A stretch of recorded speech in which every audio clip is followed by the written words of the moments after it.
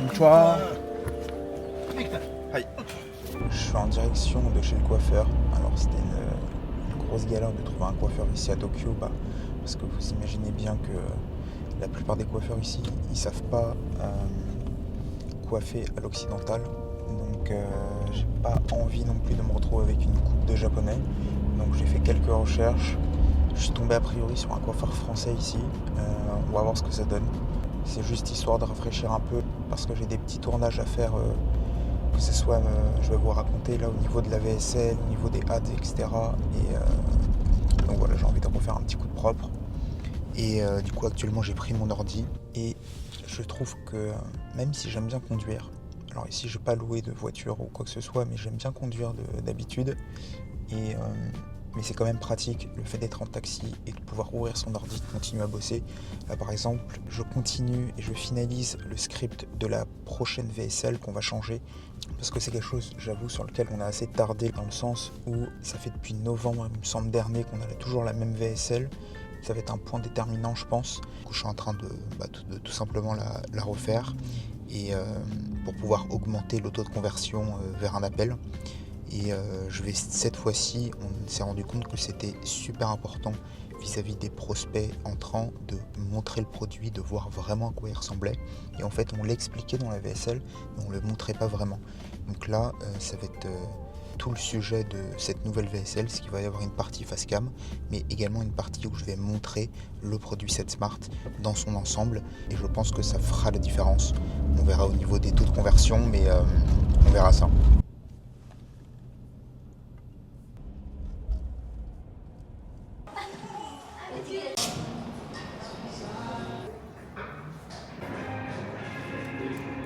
On se retrouve dans un café, je suis sorti de chez le coiffeur, là je me suis posé dans un café pour bosser.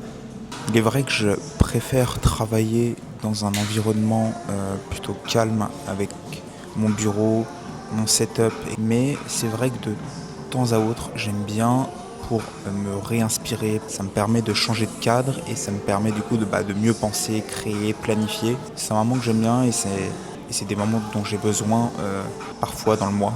Je me suis pris un petit Ice Americano et là du coup je vais travailler sur plusieurs choses. J'ai des vocaux à écouter dans mon équipe commerciale. Ils ont des questions, je vais devoir leur répondre. J'ai des réponses à apporter également à une collaboratrice qui travaille avec nous sur la partie relation client, qui a besoin de réponses sur des aspects un peu techniques de notre business. Et je vais finir également de rédiger la VSL dont je vous ai parlé tout à l'heure, pour avancer, pour pouvoir la tourner rapidement d'ici demain ou après-demain.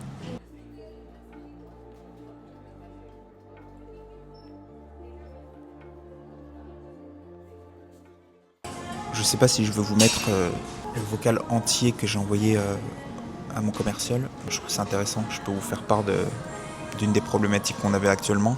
C'est qu'on était confronté à de l'ADS fatigue, c'est-à-dire que en fait, on a trop tardé à lancer de nouvelles pubs.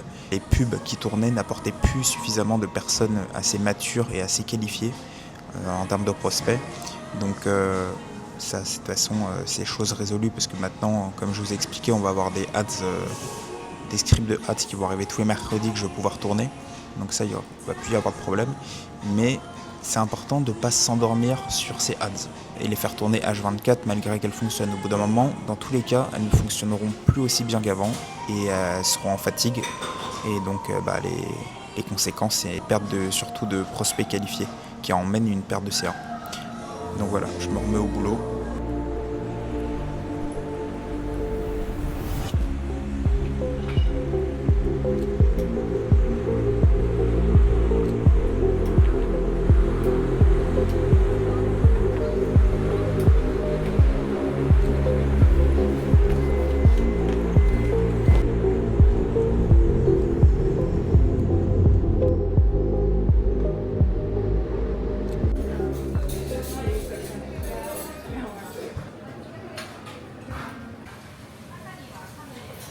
Alors, petite purée de Joël Robuchon, toujours incroyable. Elle est folle, hein. Tu sais que c'est la première fois que je vais manger une bavette wagyu. J'ai déjà mangé de la wagyu, mais pas dans ce morceau-là.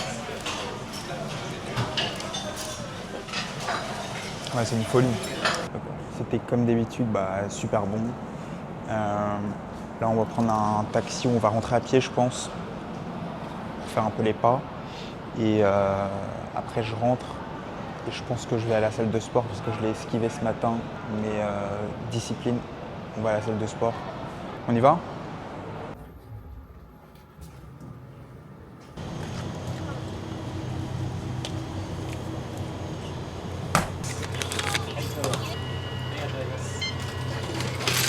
Arigatou gozaimasu. J'ai quelques personnes qui m'ont envoyé des messages sur Insta là, en DM, qui me demandaient à chaque fois, enfin la plupart du temps, ouais, aide-moi à trouver une idée pour mon agence. J'ai même un pote là que j'ai eu récemment au téléphone qui m'a posé cette question. Mais en fait, ce qu'il faut comprendre, c'est que c'est bien d'avoir une idée, c'est cool, mais on s'en fout. Le plus important, c'est l'exécution, le passage à l'action. Et trop de gens réfléchissent des heures à des idées sans jamais passer à l'action. Sans action, ton idée, elle va simplement rester juste une idée. Et ça se trouve, tu sais même pas, mais elle est complètement bidon, ton idée. Et donc, le meilleur moyen de savoir si ça vaut le coup de se focus sur ce que tu as en tête, c'est simplement, ce que je disais, le passage à l'action, mais aussi se confronter au marché. Si tu ne te confrontes pas au marché, tu n'auras jamais aucune certitude et ça sera que utopique. Donc ce que je voulais faire, c'est simplement vous donner un espèce de petit plan d'action rapide pour que vous ayez en tête les grandes étapes pour pouvoir créer son agence à succès, entre guillemets. Quand je dis à succès, c'est au moins, c'est-à-dire comme moi, je parle de ce que je sais faire. Donc c'est-à-dire que moi j'ai réussi à scaler mon agence, on fait actuellement entre 30 et 40 000 euros par mois. Donc voilà, moi je vous donne le plan que j'ai suivi personnellement pour arriver à ça. Et ça a été, donc déjà premièrement, identifier une niche que tu aimes bien. Je vois trop de gens se lancer dans des niches où ça leur parle pas ou qui connaissent pas. Évidemment, tu peux réussir dans une autre niche que tu connais pas. Mais ce sera plus facile d'avoir la discipline dans une niche que tu connais, où tu as un affect particulier avec celle-ci, que de commencer avec une niche que tu connais pas du tout. Ensuite, identifier un problème ou un besoin. Donc, c'est ce que je disais, c'est par rapport à la niche que tu choisis, ça sera plus facile d'en trouver un parce que tu la connaîtras ou tu auras des connaissances par rapport à cette niche. Donc, une fois que tu as ce problème ou ce besoin, crée un service en rapport avec ça. Quelque chose de simple, pas un service qui résout plusieurs problèmes à la fois ou des choses compliquées. Un problème, un service.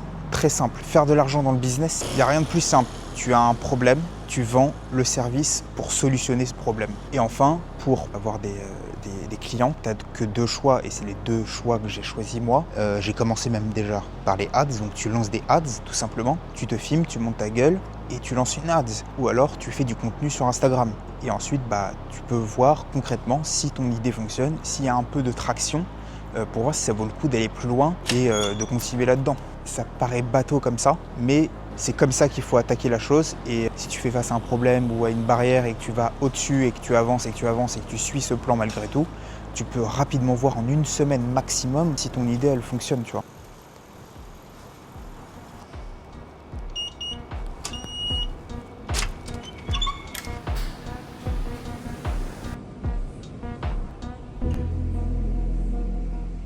Il est actuellement 23h54. Je viens de rentrer de la salle de sport. Je vous montre d'ailleurs un peu les ads qu'on a reçus.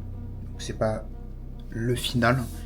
Il y a encore des retouches, mais on y est presque, quoi. Ce coach en ligne a fait x3 sur son nombre d'appels qualifiés. Et pourtant, même budget ads, même contenu organique et le même flux de leads.